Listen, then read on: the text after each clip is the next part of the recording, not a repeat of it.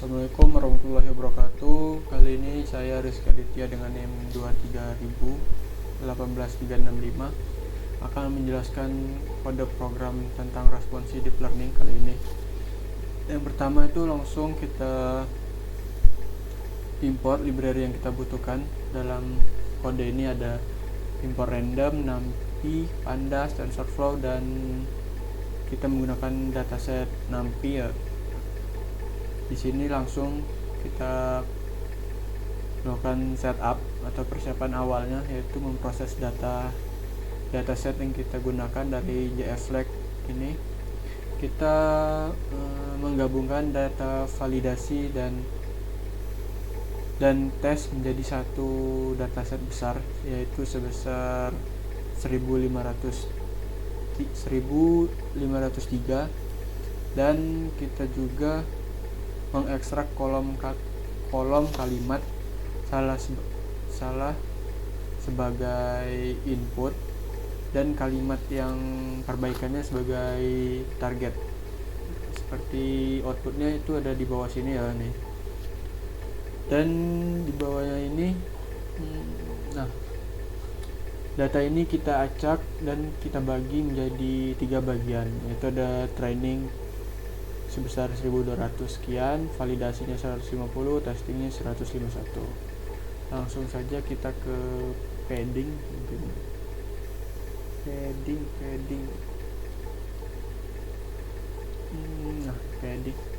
Nah, di padding ini, di kode ini kita membuat kalimat target dan menambahkan token khusus, yaitu SOS dan IOS, yaitu sebagai start token dan end token. Selanjutnya kita membangun vocabulary atau kamus kosakata baru yang kita gunakan tokenizer untuk menghasilkan ukuran sebanyak 3875 sini, dan maksimalnya itu sebesar 12.000. Nah, di padding ada encoder dan decoder. Nah, di encodernya itu kita seragamkan inputnya, encoder sebesar 80 dan decodernya sebesar 79. Kemudian dibentuk menjadi tf data.dataset untuk efisiensi training nantinya. Langsung aja kita ke positional encoding bagian sini. Nah, di sini ini transformer membutuhkan pemahaman tentang urutan kata. Jadi kita implementasikan fungsi positional encoding menggunakan gelombang sinus dan kosinus. Untuk kode-kodenya bisa Mas lihat ya di sini ya.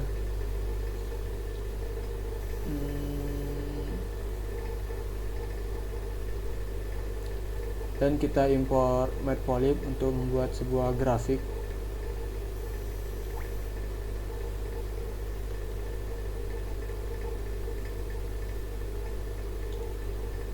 Selanjutnya kita langsung ke bagian membuat arsitektur transformer itu sendiri. Di sini saya menggunakan num layernya 4, model 256, headnya 8, batchnya 32, dan DFF-nya 512 serta dropout rate sebesar 0,1.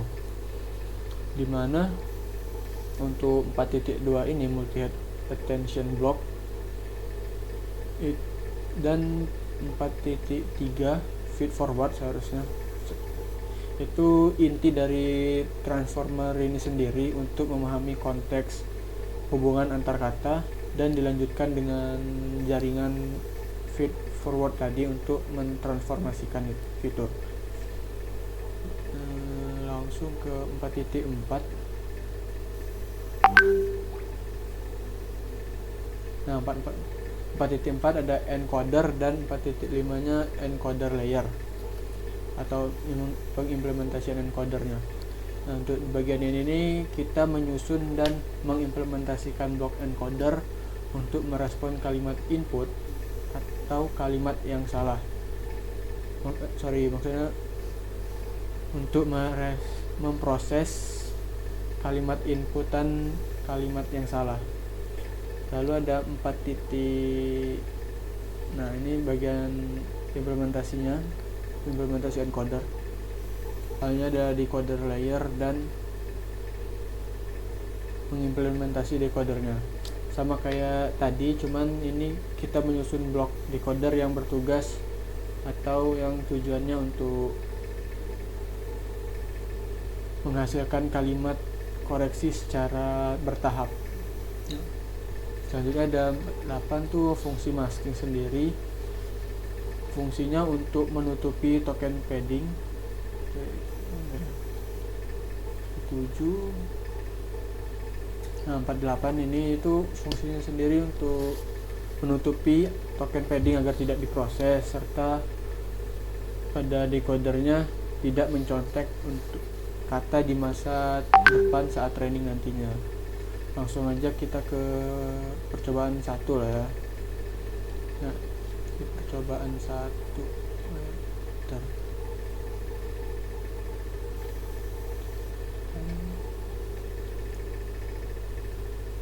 Nah, di percobaan 1 ini kita import lagi library yang kita butuhkan saja, dan kita panggil atau kita latih modelnya. Lalu kita gunakan evaluasi model di sini. Ini kita latih modelnya, dapatkan akurasi sebesar 0,0015 sekian ya.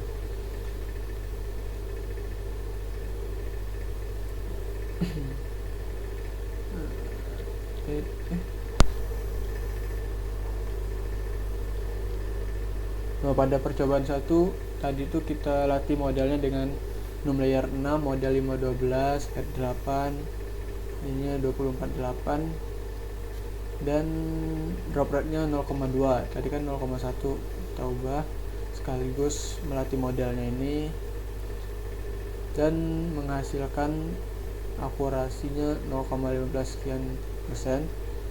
Lalu kita latih, kita gunakan epoch 150 dan itu menghasilkan akurasi sekitar 0,51 sekian atau 51%. Nah, itu untuk percobaan ke-1.